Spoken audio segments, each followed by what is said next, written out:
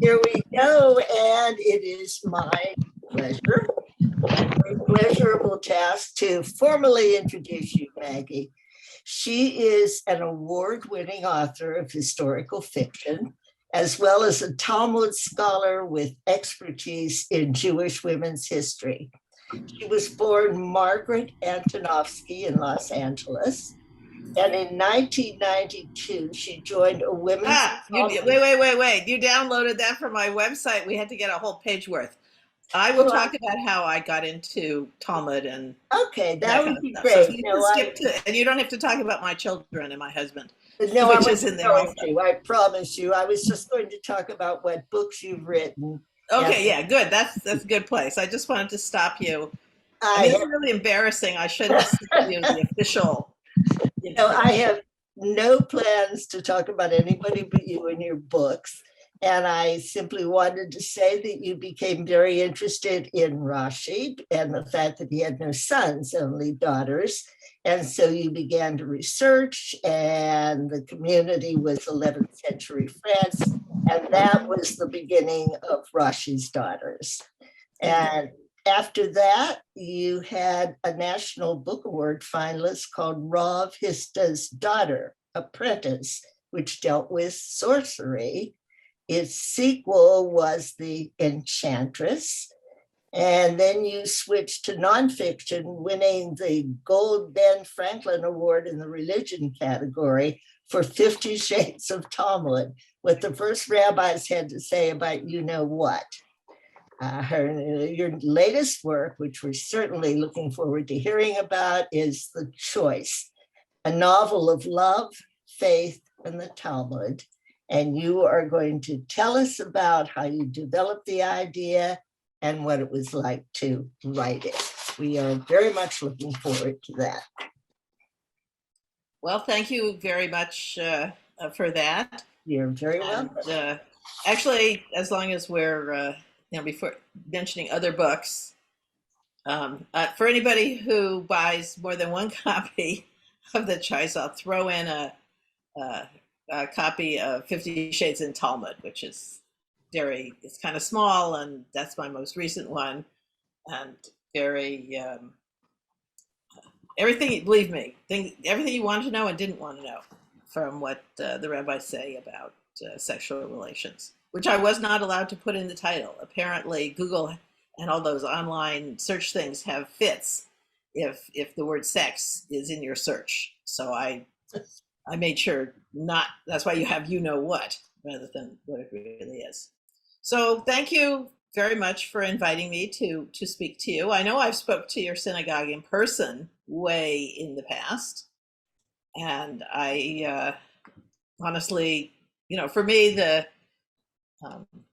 speaking by Zoom, since I live in Los Angeles, is good news and bad news. I'm trying to arrange this so that the light from my, I have that little circular light that you kind of put up there to make your face not be in the shadow.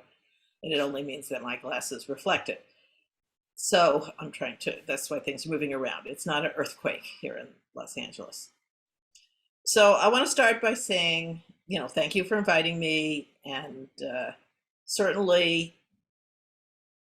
it makes it a lot easier for me to speak all over the country without leaving my office, that we now have Zoom available. So I want to start. I never intended to be an author. I never, I was a clinical chemist. I have a degree in chemistry from UCLA. Why is this thing still reflecting? It's like driving me nuts. That didn't help. All right. Is that gonna, that, I just have to not move my head. Okay, no looking at the ceiling. So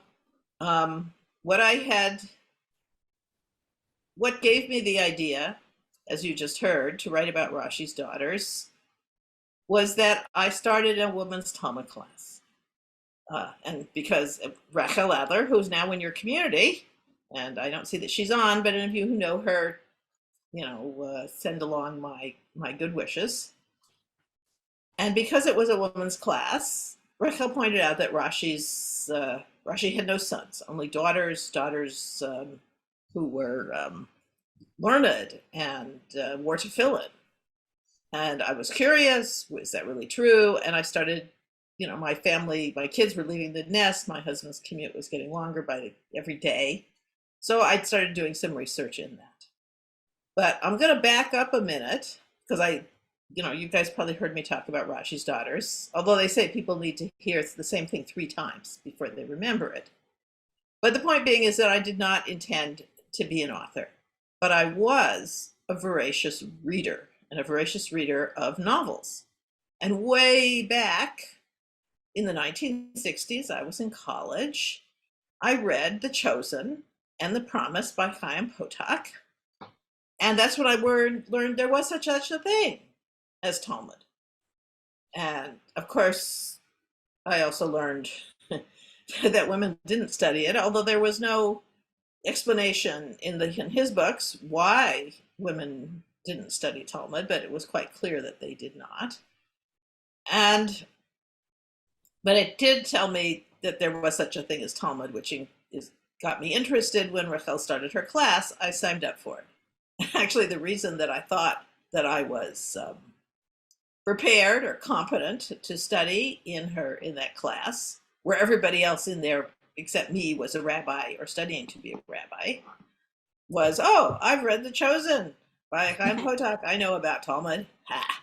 Any of you who remember it, there's even though the whole stories revolve around Talmud study and who's entitled to study it and what's the correct edition, there's actually no Gemara in The Chosen or The Promise at all.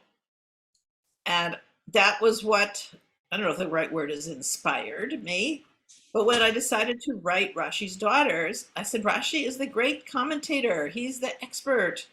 And the daughters are learned because he taught them. So I thought, I'm going to put real Talmud in there. My readers are going to learn some Talmud. When Rashi teaches his daughters, my readers are in the room. And I picked out some of my favorite Rashis and wove them into the story. And that's pretty much how all my books have Talmud, not just in them, but that's at center stage almost. Anyway, so I ended up writing Rashi's daughters, and it was so long that it ended up being broken up into a trilogy. And it was very successful. And I started going on book tours, as you know. And one time I was staying in somebody's house because I like to stay in someone's house. I don't like to be in hotels. It's boring, it's lonely. And I meet all kinds of fabulous people from around the world almost. So I was at someone's house, and of course at Jewish people's houses, there's books on all the walls, and you can see mine. This is my office, never mind what's in the bookshelves. I don't think there's no bookshelves in the bathroom, but not because I don't want to. That would be coming very handy, actually. Anyway, so I'm staying at someone's house, and I see The Chosen and The Promise up there in their bookshelf, and it must have been a scholar weekend because I had time to read both of them, or at least skim both of them. And of course, this is like 40 years after Potok wrote them, and then I'm a full-fledged feminist, and I become appalled at where are the women? Come on, both of the heroes, well, obviously they all have mothers, but neither one of the heroes do we know anything about their mothers. In particular, the non-Hasidic one, his mother, it's like Bambi, right? She died before he's born, or she died so young. He's so young that he doesn't remember anything about her, and there's no pictures of her in the house. He never says Kaddish for her. We don't know her name. They don't go to the cemetery. She's completely missing. So I started wondering, well, wait a second, what happened to her? And then the same thing with the Hasidic one. Okay, his mother shows up rarely.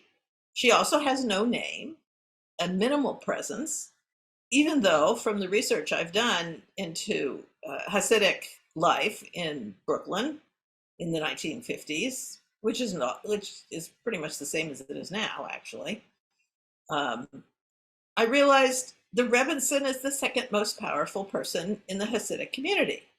The women who have questions, they don't go to the Rebbe. They can't be alone with him. That's a big no-no. So they go to her. And she is learned enough that she can answer most of their questions. She doesn't, nobody wants her bothering the Rebbe all the time. So she learns these things. And if there's a question that's too difficult for her, then she can take it to her husband. And so I started thinking, what's with these women?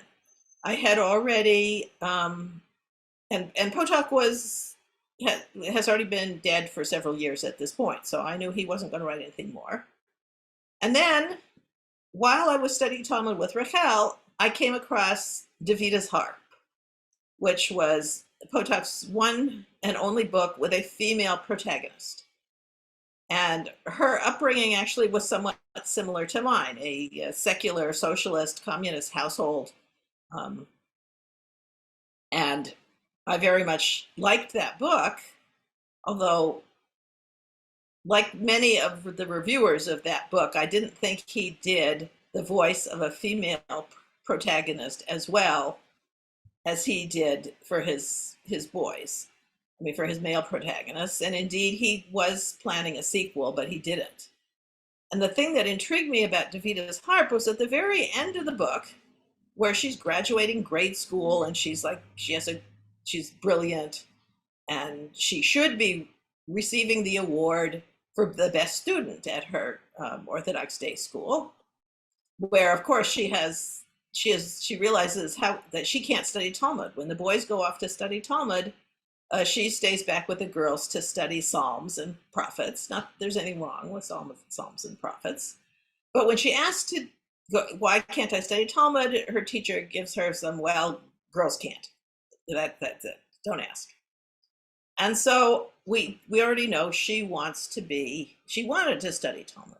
But the part that really blew my mind is who is in her class at this Orthodox day school, but the protagonist from The Chosen and The Promise, the Orthodox one. The Hasidic guy ends up getting married during those two books, but our poor hero, he's left unattached. He dates some women, but unsuccessfully. And so I thought, okay, what is he doing in Davita's Harp? It must have been what they call a Chekhov's gun. Actually, I think Chekhov called it a gun. That if in the first act or the first chapter, a gun appears, it better go off by the end of the book or the end of the play, or the readers are going to be really annoyed. They're going to be sitting there looking at it, distracted from the rest of the play, waiting for this gun to go off, which doesn't. So that's when I decided, okay, I'm going to fire that gun and put in the ending to me that must have been Potok's intention, or at least it should have been, that Davita and the other guy would get together eventually. And so that kind of got my mind going on thinking to write this. But I was still working on, Penguin wanted me to do Rav Hizda's daughter, and they paid me 6 figures to do it. So I did that for a few years. And then I got sidetracked into 50 Shades of Talmud, because the more that I was researching and thinking about writing what I thought would be the choice, I realized that this was going to be more difficult from a copyright point of view. And so I avoided that by writing 50 Shades of Talmud. But in the meantime, I'm coming up with a plot. I'm coming up with, excuse me, oh, I got hiccups.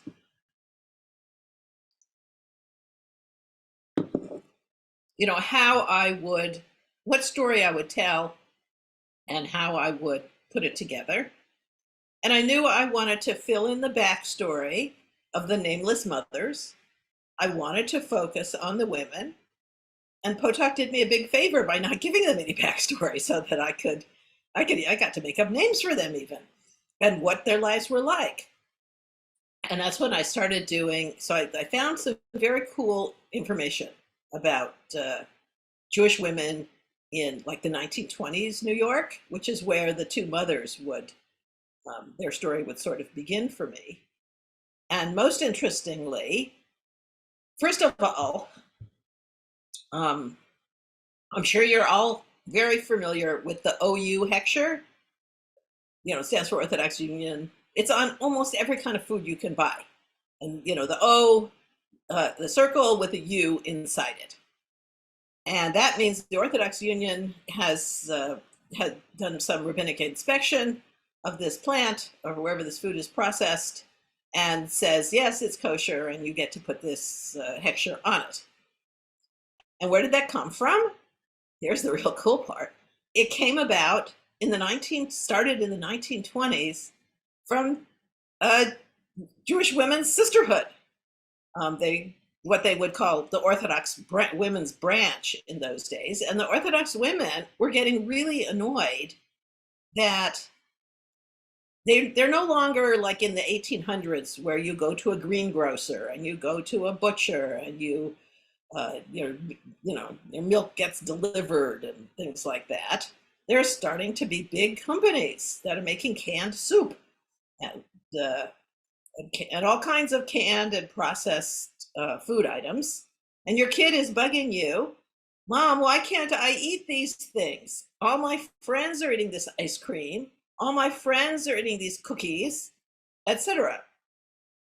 And, even if you're somewhat knowledgeable and you look at the labels, it's like, well, of course this stuff is kosher, but it was, who's going to know? And how can we get some authority on this?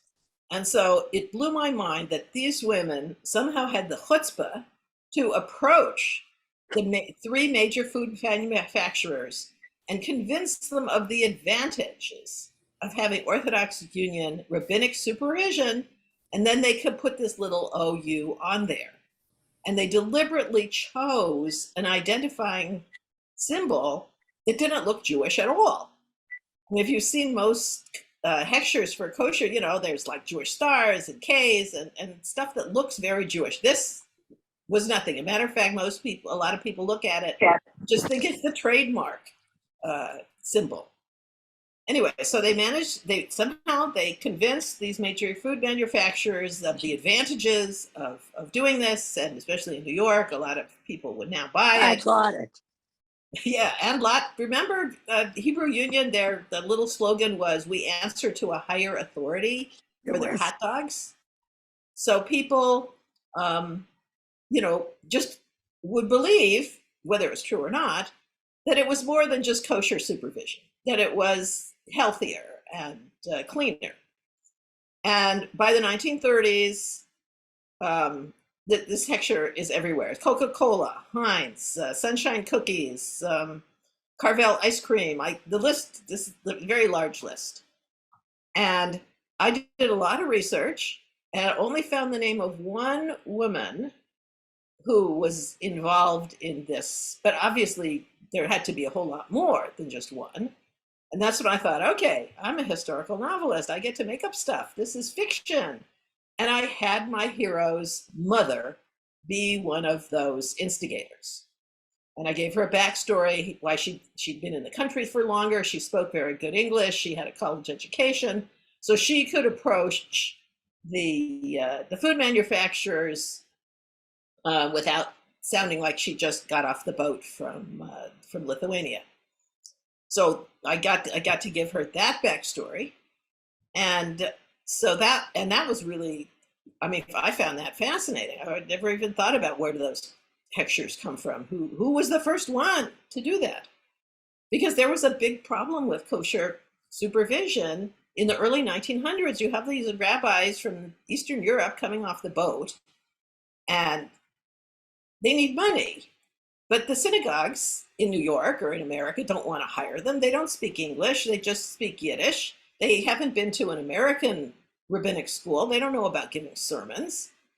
So these guys, try to get money from making hechshers, and each individual little butcher might have a hechsher from one particular rabbi, And some of those guys were not as ethical as they should be. This is their livelihood, and sometimes they were. Anyway, so a lot of the women did not trust the lectures from these Eastern European rabbis. So the whole OU thing worked out very well for everyone. The other cool thing I learned in my research, which became a big conflict issue in the choice, the kosher part there's no conflict. Everybody's thrilled to be able to have more options for kosher food. But we're talking now the mikveh. And nowadays, okay, I mean, I'm a Reformed Jew, but I've been to a mikveh, and it's like a spa. And it's, that's my daughter, who's also Reformed, went to the mikveh before her wedding, and her friends too, and they had a big party in there. It's traditional in the Jewish community, especially in Los Angeles, where we have so many Persian Jews here. Anyway, so I started looking into, like, what were the mikvahs like back in those days? They certainly weren't like they were now. When did that change? How did it change? And I discovered that in doing this research, I connected with a professor at University of Connecticut who is like the world's expert on the history of mikvahs in America. So I have plenty, on my website there for the choice, there's the bibliography, and you'll see lots and lots of interesting sources that I found. So what I learned, which in a way was not surprising, was that the mikvahs at the turn of the century, 1900, were unsanitary, to say the least. They weren't in synagogues so much. They were in basements, sometimes of people's houses or buildings, and there was a cistern up at the top, collected the water, brought it down into the mikveh. They were never cleaned. If it rained a lot, then the water got replenished, but nobody ever cleaned them. Nobody ever did anything like that. And men used them too. And in 1910, somehow the New York Health Department found out about these things or learned about these things. And they said, well, my God, we got to inspect this. This is what else, the health department needs to have jobs. And of course, you can only imagine what they found. And they came up with all these rules that mikvahs were going to need, that these old time ones, no, these are terrible. But they had to grandfather them in, because otherwise the Jewish community would be up in arms. So they grandfathered in the old ones and came up with all these very strict health, they have, actually, we wouldn't think they were so strict. They have to be drained and cleaned every 30 days. Like, excuse me, I don't want to go in there on the 29th day.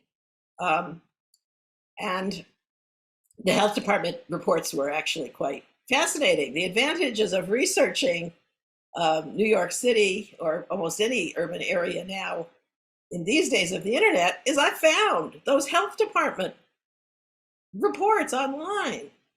The New York Times, every single issue going back to 1880s is online, searchable. This is not like finding Rav Hizda's daughter in 3rd century Babylonia.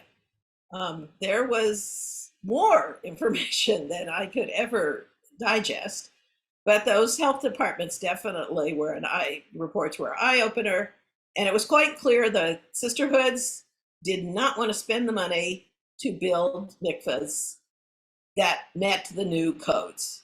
Most of them were not. Most of the women weren't going to the mikveh anyway. They may have, in the olden days when when they got married, their mother would tell them, this is what you're going to do, this is how you do it, and here's the mikveh and where you go to do it. But when women came to America, it was all young women, not their mothers. And the women who left home and came to America, the men too, tended to be less religious, less observant than the ones who stayed back in the old country. So a lot of these women didn't know anything about mikvahs. And when they went to get married, the rabbi would give them a pamphlet, what we call a mikvah manual. But the whole subject was so taboo and embarrassing that it was just, he gave them the thing and they're supposed to read it. At which they would go to a mikveh and probably be appalled. But they would do it and then come home and immediately take a bath. You have indoor plumbing by the 1920s, and you didn't have to be very intelligent to say, why do I need to go to the mikveh for? I have a beautiful, clean bathtub in my own house, which I would use anyway. But there were also Russian baths. There were Turkish baths. My dad used to go to the Schwitz. That's what those kind of places had. And since nobody was explaining the details to these women, they didn't see any reason why they should go to this unsanitary mikveh when they could go to the Turkish bath or use their own bathtubs. And a matter of fact, by the 1950s, so few women in New York are going to a mikveh, and we know this, I know this, because I collect mikveh manuals. And I have one from the early 1960s that lists all the mikvahs in America for the woman who travels, that she should be able to find one when she needs one. And you know how many there were for Manhattan? 3.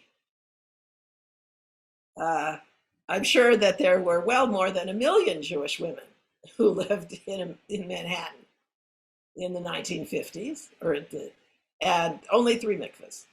So there was also done with interviews with women, and they preferred not to build. They put their money into schools. They wanted to, they weren't cheters anymore. Your temples had religious schools. Synagogues had all kinds of schools that they put on, and the women, to me, quite naturally thought those were more important. So those 2 items were actually the most interesting of my research. But I thought, okay, I have to set a time period. When is my book going to start? I know what's going to happen, but I don't want my characters to be too old that they're not attractive young lovers. So I thought, okay, they should be in the 1950s, because that'll put them in their 20s. I kept them the same age as Potok made them, but I gave them new names. It was just too complicated to use, never mind the copyright issues. It was too complicated to use the same names that he had given everybody. Because in all these books, I would have ended up with like 4 Davids and 3 Sharons. And I said, that's it. I'm just giving everybody new names. And I gave them names out of my family so that nobody would complain that, how come you used my name and I didn't give you permission? Well, that's it. Especially the ones like my parents and their siblings, they were gone already, so I didn't need their permission. So I gave everybody new names, and I started researching, okay, what's going on in the 1950s? What particular interesting historical things happened that I would want to make sure are in my book? I'm just trying to figure out the time frame for when I'm going to start this. I knew it was only going to be for a couple of years. It wasn't going to be, Rav Hizda's daughter is like her whole lifetime. Rashi's daughter, it's over 50 years. But this is not going to be like that. So as I look through, and of course it's easy. Go to Wikipedia, 1950s in New York City, and it gives you the list of what happened every year and what interesting things there were, or in the world, or in Israel. So one of the first things that I realized I wanted to put in there is the polio vaccine comes out in 1954, or maybe it's 1955. But anyway, it comes out about then. And you wouldn't know from today and the anti-vaxxers what a blessing this was for families in New York, for mothers especially. I mean, it used to be every few years polio would come through as an epidemic, and they'd close the swimming pools, and kids would always get sick, and they'd get, they die, but worse, they'd get paralyzed. My sister, who was born in 1952, got polio in 1954, just before the vaccine came out. And I remember going with my mother to take my sister for therapy and treatment at this huge hospital, and we'd go through a room where there were all these kids in iron lungs.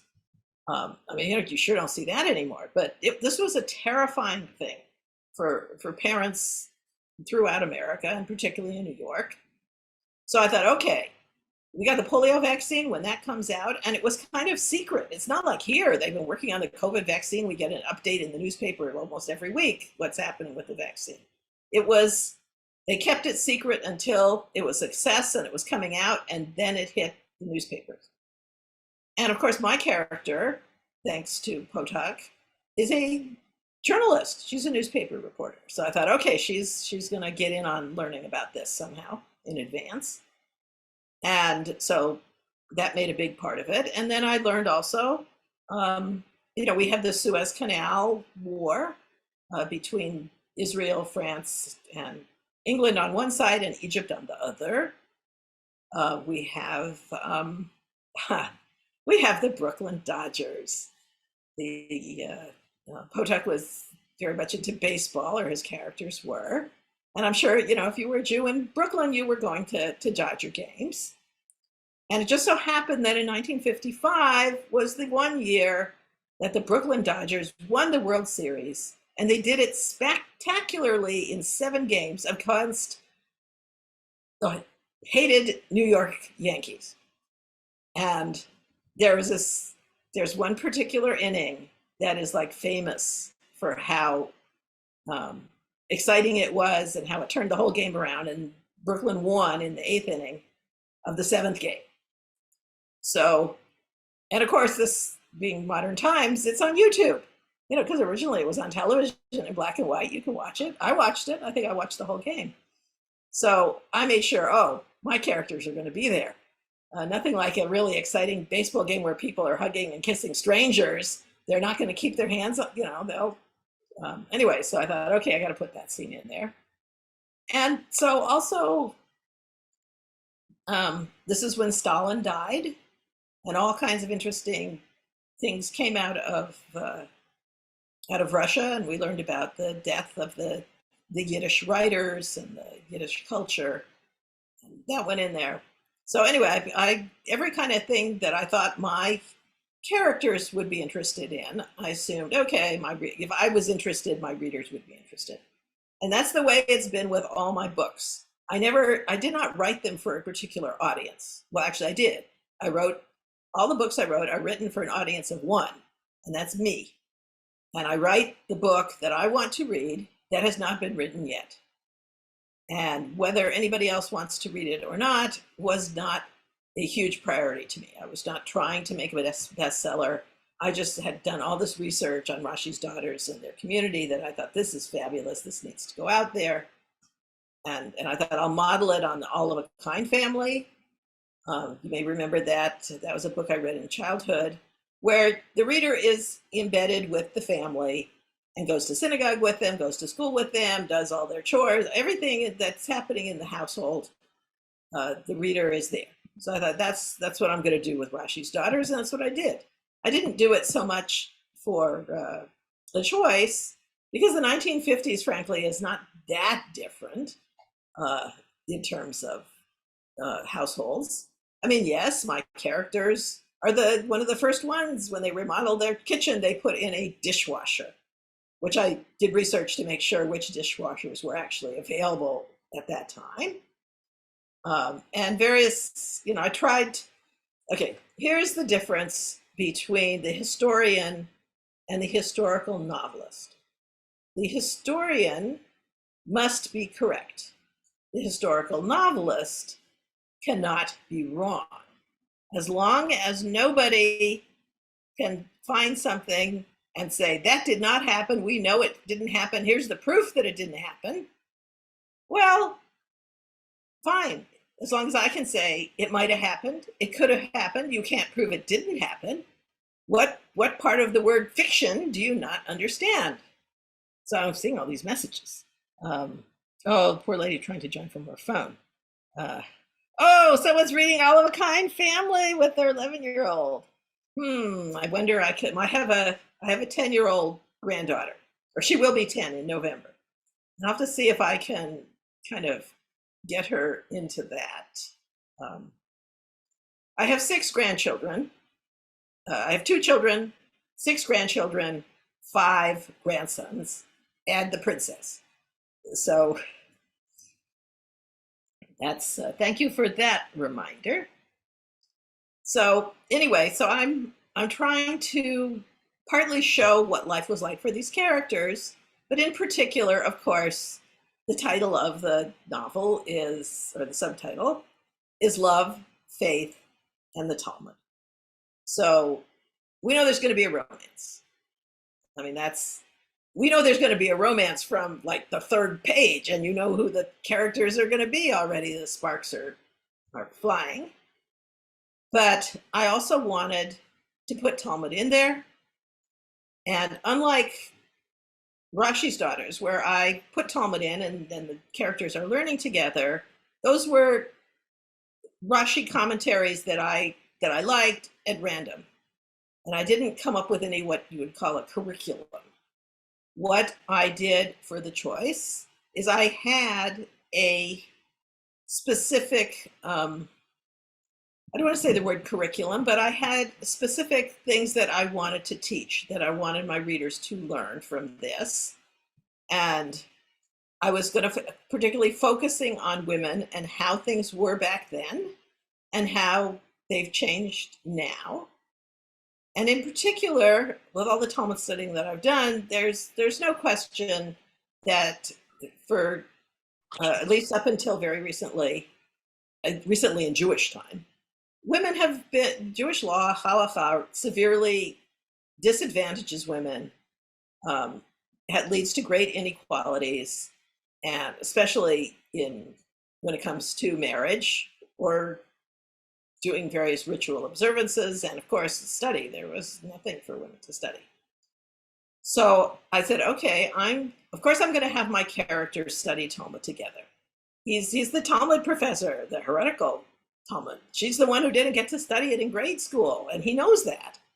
So I found an excuse where she's now a journalist, and she's going to go interview him. And she asked him, she said, I can't understand what you do in your work if I don't know a little bit more about Talmud. Can you teach me something? And until 19, in some parts of the Jewish world, even women are still forbidden to study Talmud. But that changed in 1974 when Drisha opened in New York City. And there were some yeshivot for women. And now, of course, Jewish girls study in high school the same as boys. I mean, Talmud is wide open for anybody who wants to study it. We have great online sources. What's that old saying? When you're online, when you're on the internet, nobody knows you're a dog. It's a punchline to a joke that I don't know the rest of the joke. But the point is, and I actually went on to an online Talmud class where I did not identify myself as a woman. And there's no way they would have known. So I just wanted to see what it was like. So anyway, there's gonna be the two of them studying Talmud. He thinks they'll just do like a couple of months and he'll teach her about Passover, which is, women need to know those kinds of things. He manages to convince himself to do what he really wants to do, even though it's forbidden. And as, what can I say? All you have to do is forbid something and it immediately becomes attractive. I mean, that's why I signed up for the women's Talmud class with Rachel. How else could I find out what this stuff was? So anyway, so already they're meeting secretly. And they're studying some passages of Talmud having to do with women that are, you could call it exciting, but you could also say controversial. It's going to definitely get them into lively discussions and debates, shall we say. So I chose what pieces of Talmud they would study, starting with like the simplest, the easiest. And then as we get all the way through to the end of the book, I trade on the fact that my reader has already studied, they've already read it. They've done that piece of Talmud. We can move on to something that builds on it. For the complicated ones, I would have my hero arguing with the Hasidic guy, who was even more of a Talmudic expert, and with his father, not the Rebbe, my hero's father. So I carefully laid that out, how it's going to go. And so as they learn, my hero also learns. He realized he never thought about what Jewish law does to women. or how disadvantaged they are. I mean, he doesn't have a wife, and there's no girls in yeshiva. So this is a education, we could say, consciousness raising for him. And she, of course, we know she's a brilliant student. She was a brilliant student in grade school. So them falling in love is not, anybody would be surprised if they didn't under those situations. So that's the love part. The faith part. Whoa, that's okay. We'll ignore the weird internet noises. The faith part has to do with the more he studies and he more sees how orthodoxy has disadvantaged women, the less he's comfortable being orthodox. And Chaim Potok himself changed from being orthodox to being conservative. And I actually found a story that he had written, a short story, where Davida, many years later, is married to a nameless professor at JTS. So I thought, oh, okay, that kind of works out. You can see what he had in mind. And so I thought, I'm going to have my hero, who I named Nathan, and that Nathan is going to follow in those footsteps. He's becoming very disillusioned with orthodoxy, and which is only getting stricter as it goes on. Time goes on in the 1950s. So they're each one, and she's going to have a crisis of faith also when it comes time to getting married, and you have to do all this mikvah stuff and all this nidah stuff. Especially, you're not even allowed to hand each other anything. So they start each one questioning the religion that they had grown up in or that they lived in younger. Is this where they want to be as adults? And of course, the Talmud part is obvious.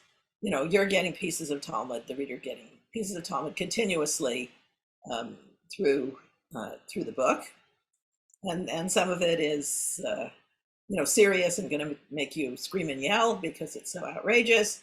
But then I included the parts about sex, some of my famous ones from 50 Shades of Talmud, because traditionally there are certain passages of Talmud called Arayot that have to do with sex.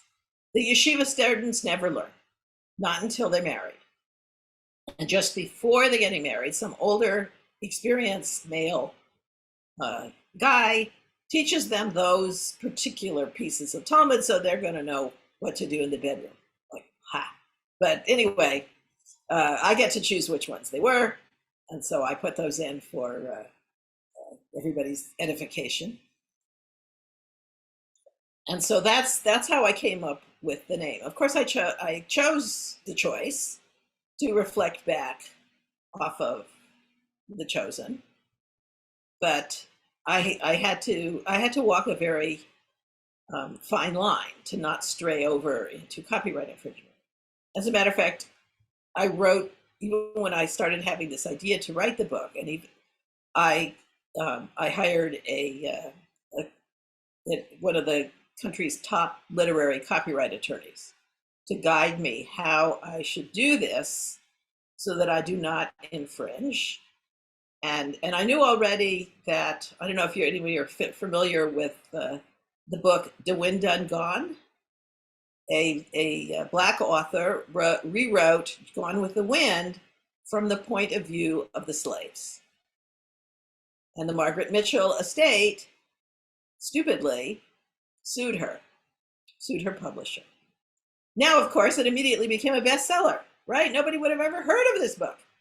So part of me almost wanted the Potok family to sue me, but we didn't.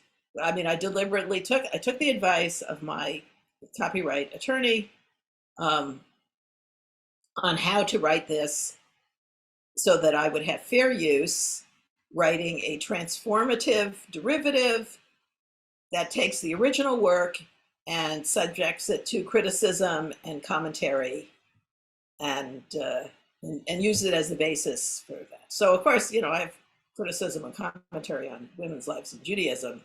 That's the big picture. And that's what we get.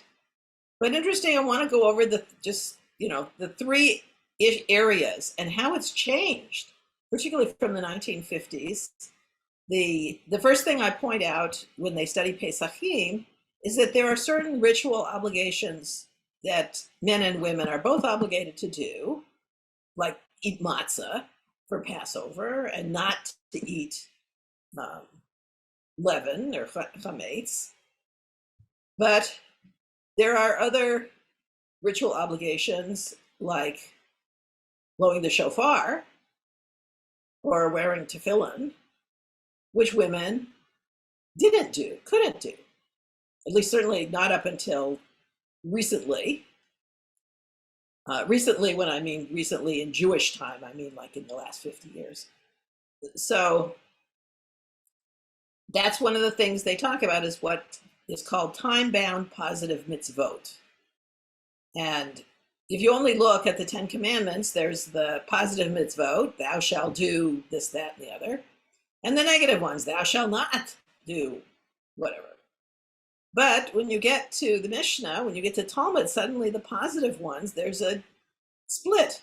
There's the positive ones that you can do whenever you want. There's no time limit or specific time. But then there's these other ones that have to be done at a particular time. And the Mishnah exempts women from those. Of course, this is immediately a problem because that takes care of all the mitzvot that you would do on a holiday. If women, and for many communities, exemption meant forbid. So, excuse me, how can a woman do Shabbat if she's can't do the mitzvot done at a specific time? How do you observe Shabbat at all? So the rabbis finagled around and they said, well, if there's negative commandments also associated with that time, like Yom Kippur, you have to don't eat and don't do whatever, then women are obligated to the positive ones and the negative ones. But they couldn't come up with any negative ones for Sukkot. So in many Jewish communities, even today, women don't take the lulav, they don't go in the sukkah, even though they're preparing all the food, right? They don't get to eat it in there. And that's one of the conflicts that my characters have, is what, especially Sukkot is so easy. You're going to have to cook the food and eat it somewhere. So nowadays, the Reform movement doesn't care when you do the mitzvahs or when you don't. You choose, you do them as they affect you, the ones that are meaningful to you. And if you don't want to go to the mikveh, you don't. If you want to take the lulav and etrog, you do. And nobody is giving you points for mitzvahs done or not done. And even the conservative movement now, they have come up with saying that women have taken these, if women want to take the time-bound mitzvot upon themselves, then fine, they become obligated just like the men. And even in the Orthodox world now, women are obligated to hear the shofar. When you're going to go to Rosh Hashanah service, how can you not hear it? And more Orthodoxy is saying women, this is exempt, this doesn't mean forbidden. But they do say if you're going to do it, you take the obligation seriously, and you don't say, well, I'll do it this year, but not next year. So that part has time-bound positive mitzvot are no longer a factor in Jewish women's lives. I'm leaving the Haredi and Hasidic communities out of this. As far as I'm concerned, they're cults, and they shouldn't have the power that they do. But anyway, then you get to the, and the mikveh. One of the things, Reform, it's like, go, you want to go, don't go. And I think actually a lot of women do now use the mikveh, not for the original purpose, but certainly for conversion. Reform, conservative, people go to the mikveh for that, for conversion. It is quite positive. Women use it also. Let's say they've had a hysterectomy, or they've had cancer and have a mastectomy. They go into mikveh as part of the healing ritual that they're starting anew. And this has become quite popular. And I think more women in the Reform and Conservative movement use the mikveh for those purposes than the one of like after, get rid of your impurity after menstruation. But what conservatives have done, interestingly, is where the Orthodox have said you not only abstain from sex, and they don't just mean sexual relations, it means you can't touch, you can't even hand each other anything. God forbid your fingers might touch.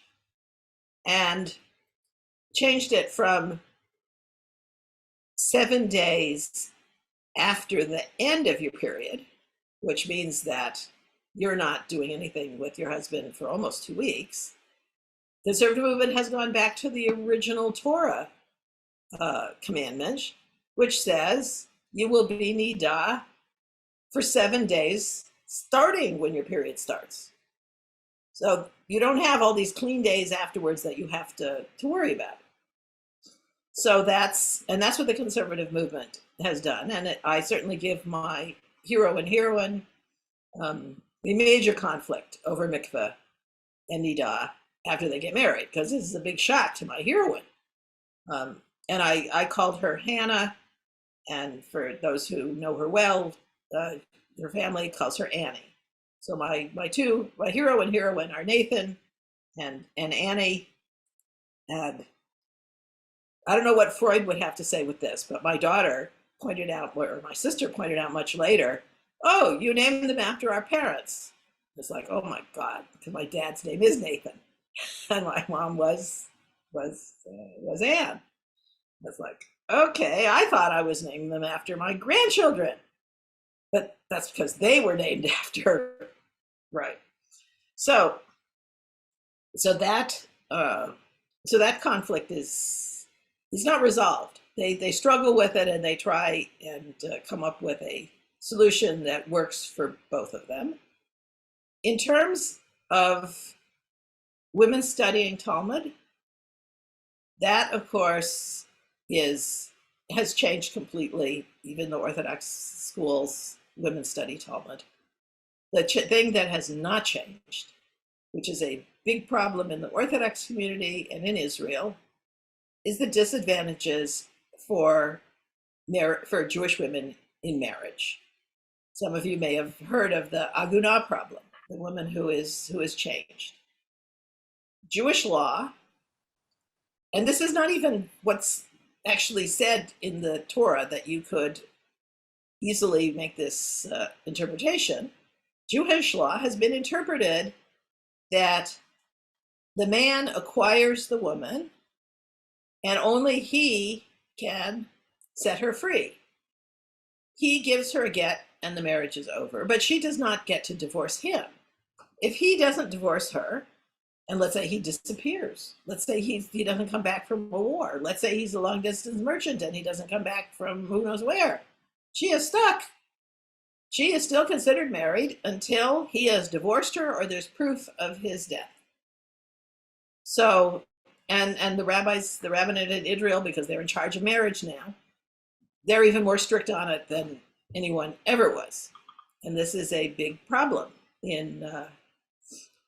for people, Orthodox Jews who take this kind of stuff seriously. I personally am exempt from that whole situation. I married a Reform convert.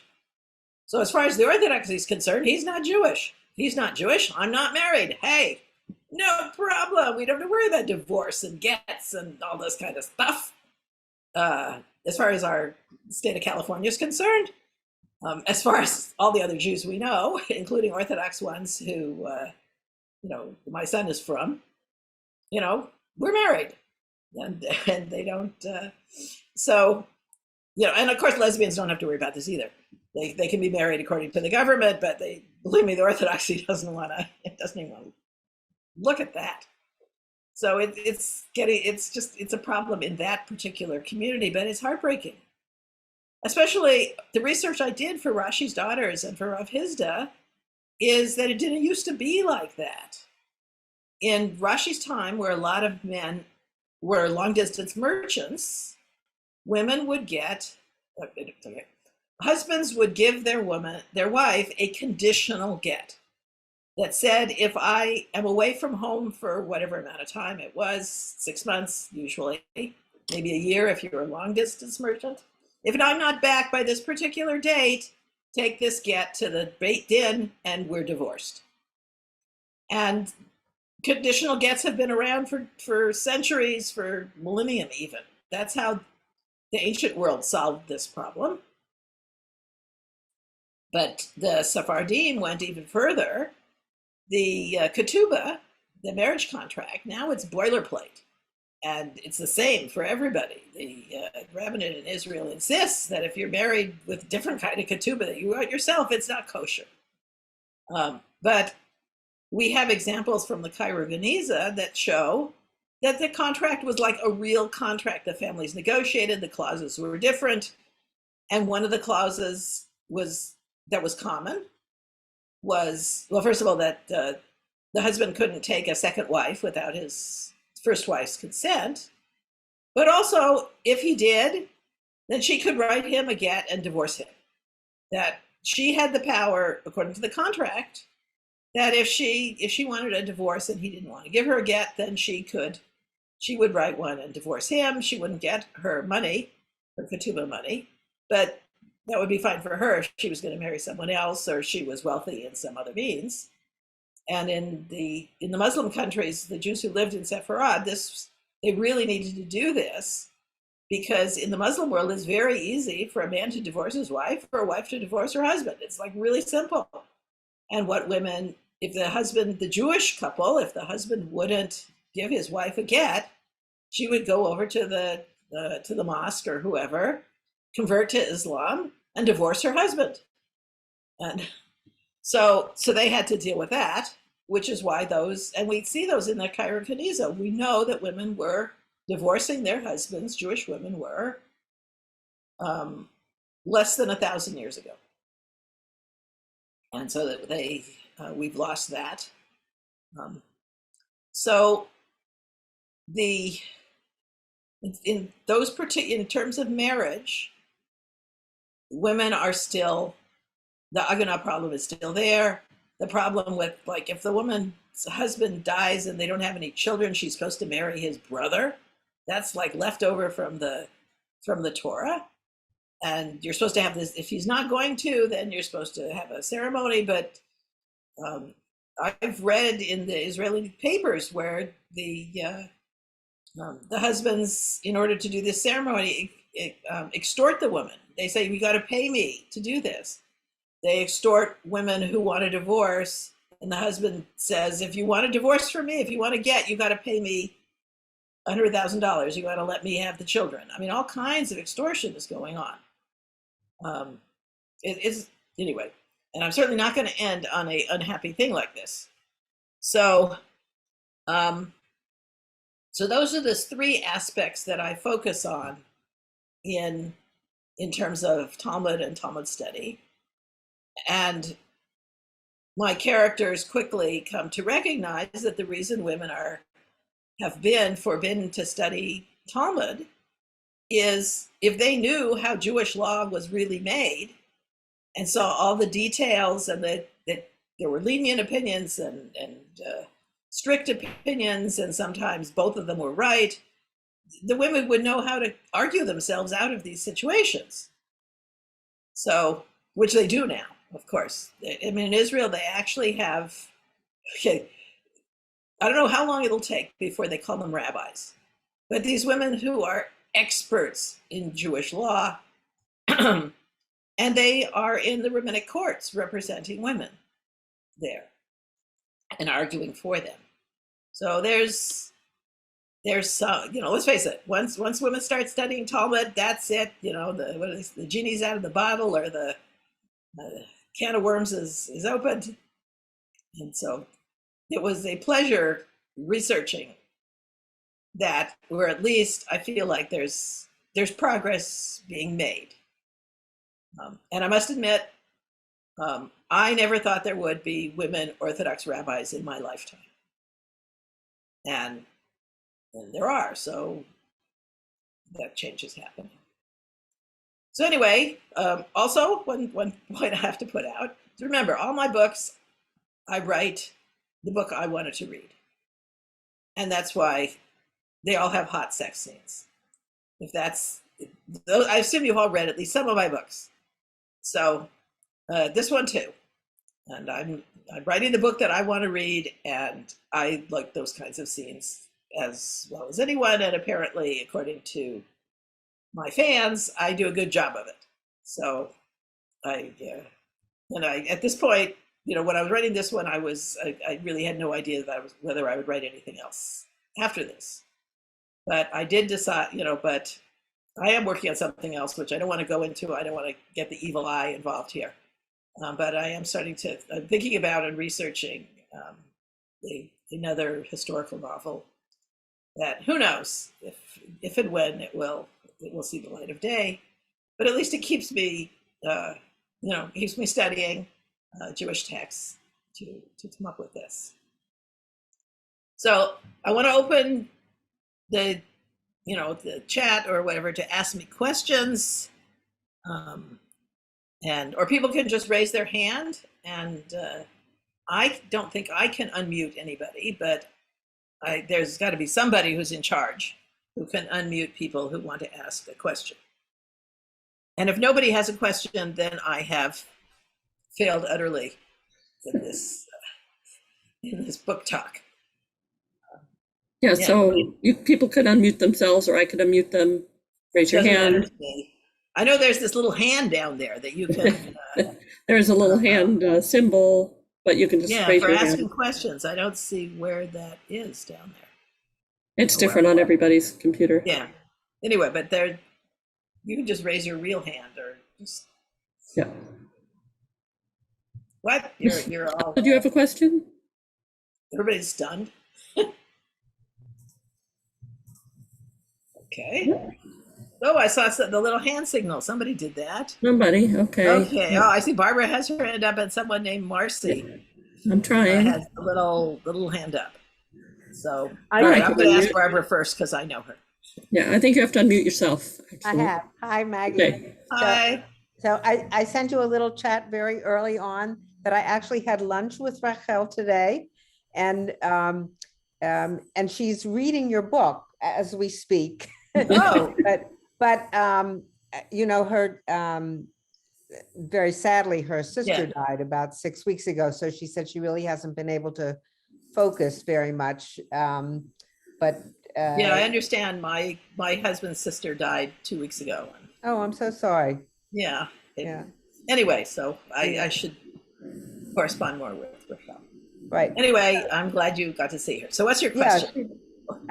So I'm just curious if you're still studying Talmud with a teacher. Of course, Rachel's here in Pittsburgh, and I know you've had other teachers, but are you still actively? What I'm doing now, I don't have the time to commit to a specific class or teacher that meets at a certain, and certainly with with COVID and those kind of things also became more difficult. And I have to take grandchildren to places and things at certain times, and so I am studying online with the conservative yeshiva in Jerusalem. Puts out what I consider the best online for non-Orthodox. There's two different things. You can go on their website. There's Mishnah Yomit, which is a Mishnah every day. You get a new Mishnah and you read it, and there's in Hebrew, they translate it, and the commentary on it. But they also have, that's kind of like Daf Yomi, where a whole page of Talmud one day, which is impossible to study in any depth. So they also have Daf Shvivi, which you have a page of Talmud that takes a week. You get an email every single day, and if you don't have time that day, you can do it later. And right now it's actually a lot on women's stuff because the the chapter for Daf Shvivi is Ketubot, which has it's all about women, and the Daf Yomi is Nida. So I do that, and I have been doing that. I don't know how many years. By the time we get through the whole thing, I don't even remember. Did I study it how many years ago when we were at that chapter before? And if you want, if I can think if I can do things at the same time, I will try and find the link and put it in the chat for. Marcy, did you have a question? Can you unmute yourself? So I do study, and what's wonderful, just to learn, is Safaria.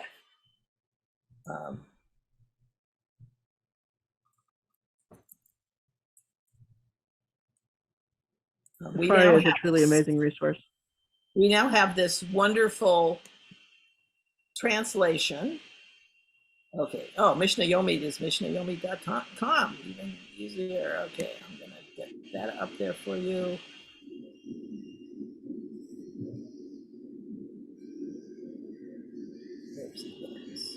I'm looking at the link. Okay. Paste to everyone.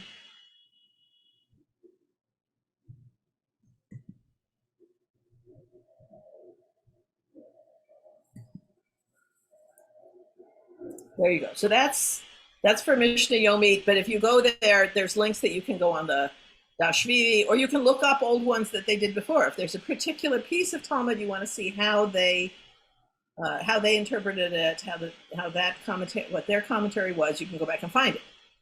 So I find that extremely useful if there's a certain particular piece of Talmud I want to, see the conservative yeshiva view on it. So Maggie, just real quick, some of the people on this call may be interested to know that Bruce Antonoff, who was in our community for many years, is a cousin of yours. What's her first name?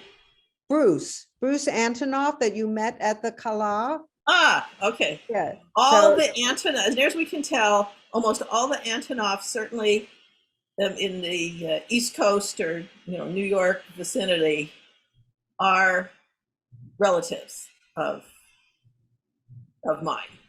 My dad went all the way to Anton, but everybody else just did Antonoff, and I can't even keep track of them now. I think it was 3 brothers and a sister who came to America from Ukraine in like the early 1920s.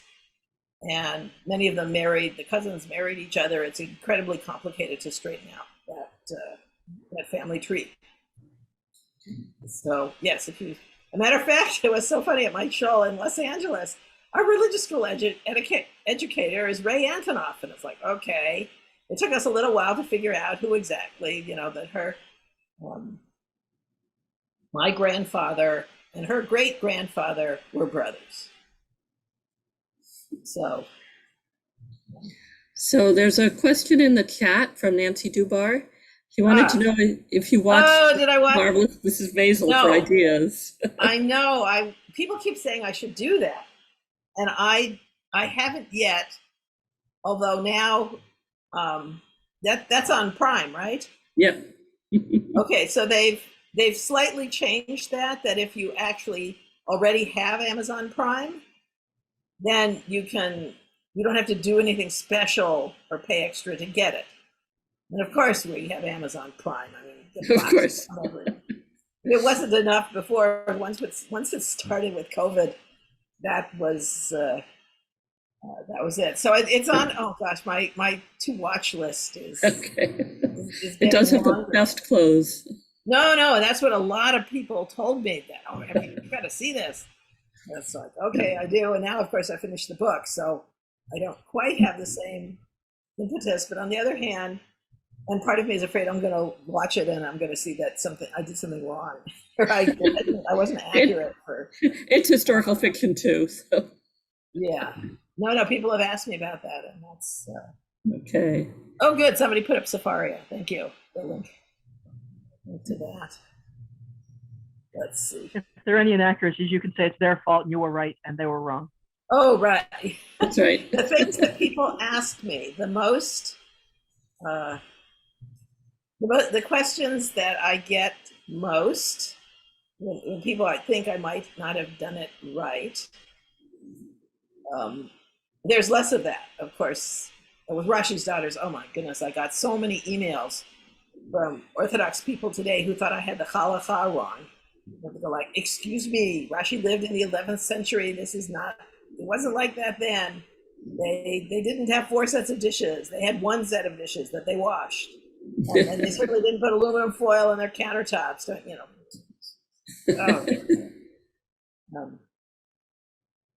So people, I do get a few questions about, were mikvahs really that bad back then?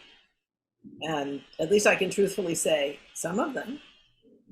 Things were changing at that point. And they want to know, what exactly did Nathan's mother die of? Like, because they know I don't, any of my characters, if they're sick or I know what their disease is. In the book, maybe it's a demon or a curse or something like that, but I know it's a real disease, and I make sure the symptoms match. So definitely, I think most modern readers would recognize preeclampsia and eclampsia as it's still today very dangerous for pregnant women, but we have a lot more treatment now if they catch it. If you don't if you're not in getting prenatal care, then it's just as deadly as it was ever. Barbara Schumann wants to know if you have a research assistant. Sort of. Not for the research on my on the novel, on the facts and that kind of thing. But, I also, I have my own small press. So I'm not only the author, I'm the publisher. And for anybody else who has a small business, here's something that just was all kinds of bonus. If you have a small business, you can hire your child or your grandchild under the age of 18 to come work for you. And it can't be mowing your lawn or that kind of stuff, but it has to be real work that your business needs. And you have to pay them at least minimum wage, but you don't have to file a W-4 for them. You don't have to do any of that kind of stuff. They don't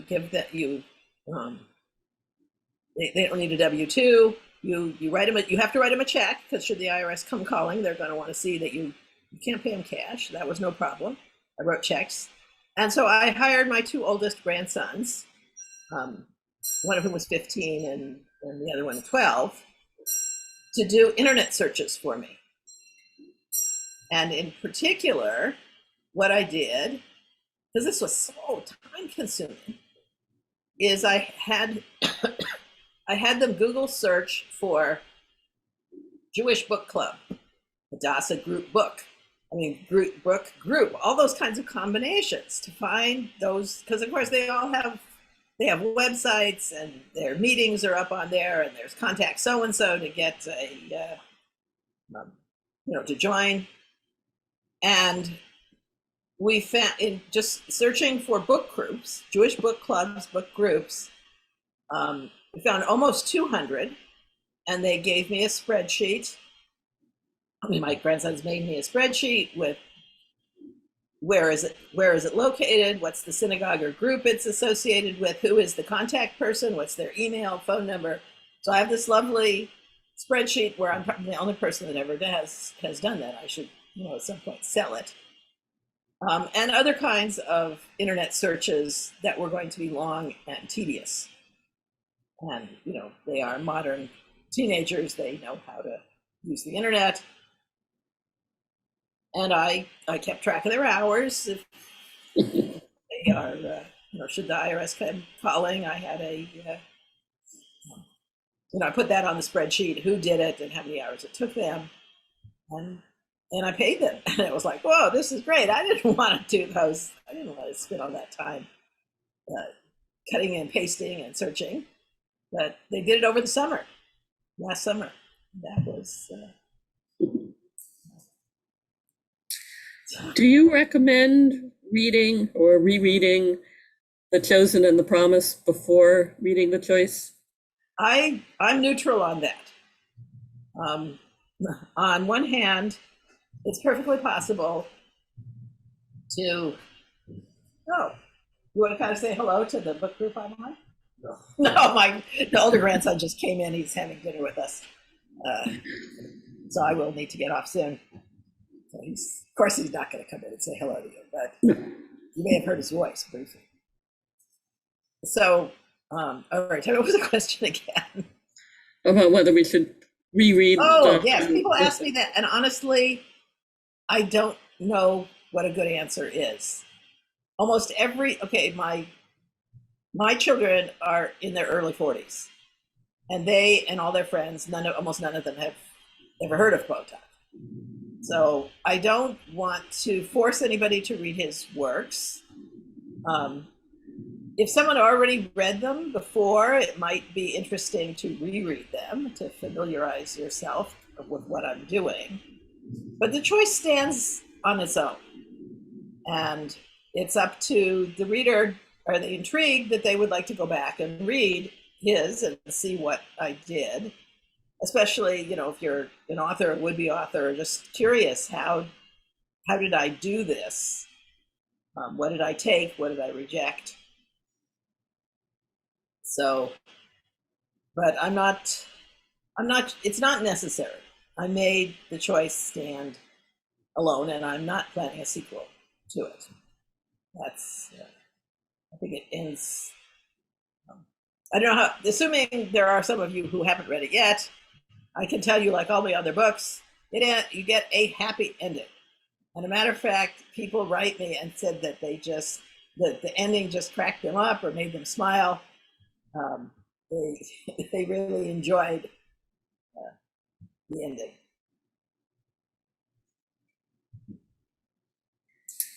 So I wanted to ask a question. I am reading this with my book club on Clubhouse, which is a streaming audio app. And we're not reading it like aloud, we're reading it on our own and then discussing it.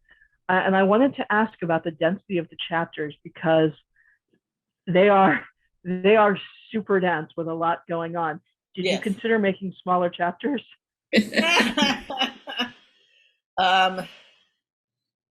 I did. I mean, I set them for, at least on I set them for 10 pages. And I thought that's, I don't know what it turned out in the book, but it was 10 pages on my computer with the font size 12 or 14. But because I just got done with a book that the chapters were like average 30 pages. It's like, no, I don't want to read that much of it at one time, but I don't know where to stop. Well, you don't have chapters.